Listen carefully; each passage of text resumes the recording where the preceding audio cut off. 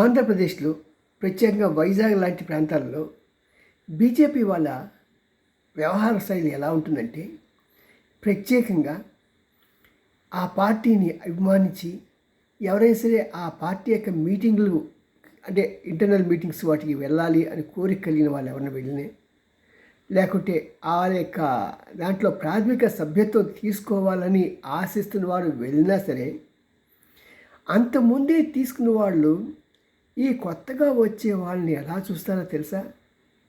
సాధారణంగా జనరల్ కంపార్ట్మెంట్లో వాడు చాలా కష్టపడి కంపార్ట్మెంట్లో కూర్చుంటాడు. ఇంకోటి ఎవడైనా వస్తుంటే వాడు ఎక్కకూడదని చెప్పేసి వీడు కాలు అడ్డు పెడతాడు. సేమ్ టు సేమ్ బీజేపీ పార్టీలో కూడా ఎక్కడ నేను విజయవాడ చూశాను, వైజాగ్ చూశాను, ఇంకెక్కడ చూసినా సరే ఇదే పరిస్థితి. ఇలాగుంటే పార్టీ ప్రమాదకర. జాగ్రత్త పెద్దలు, మీరేం సరే చక్కదిద్దండి. ఇలాంటి వ్యవహారాలు ఇలా కొనసాగితే ఒక్కసారి చర్చిని చూసి నేర్చుకోండి. ఎవడైనా సరే ఒక్కసారి చర్చిలోకి అడుగు పెట్టాడా వాడిని వదలరు. ఎవరో ఒక డేగకని చూస్తుంది.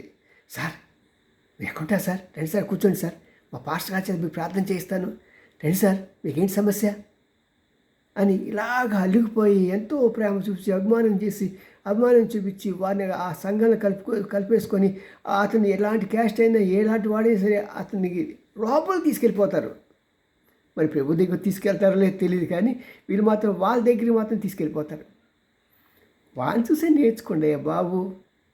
ఎంతకాలం ఇలాగా మోడీ గారినో లేకుంటే ఎవరో ఒక వ్యక్తిని వాజ్పేయి గారిని చూసి మీరు 4 సీట్లు గెలుచుకోవడం కాదు. మీలో ప్రతి ఒక్కరు కావాలంటే మీరు ముందు మీ సైన్యాన్ని ముందు తెచ్చుకోవాలి. ఈ రోజున క్రైస్తవ మతం అంత ఇదిగా ఉందంటే కారణం దాంట్లో ప్రతి ఒక్కరు కూడా ఎక్కడ అవకాశం దొరికిన ఒక 2 అమ్మాయిలు ఉన్నారనుకోండి, రోడ్డు మీద పని అమ్మాయిలు, వాళ్ళ అమ్మగారికి ఒంట్లో బాగుంటే అమ్మగారు ఒంట్లో బాగాలేదా, ఎందుకు మా పాస్టర్ని తీసుకొస్తాను అని చెప్పి తీసుకొచ్చేస్తారు.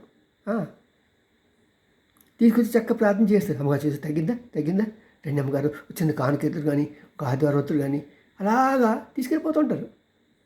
నేర్చుకోండి అయ్యా బాబు. వాళ్ళ మతాలు మారుస్తున్నారు, వీళ్ళు మతాలు మారుస్తున్నారు కదా, ముందు మీరు మారండి, అప్పుడు అంతా బాగుంటుంది.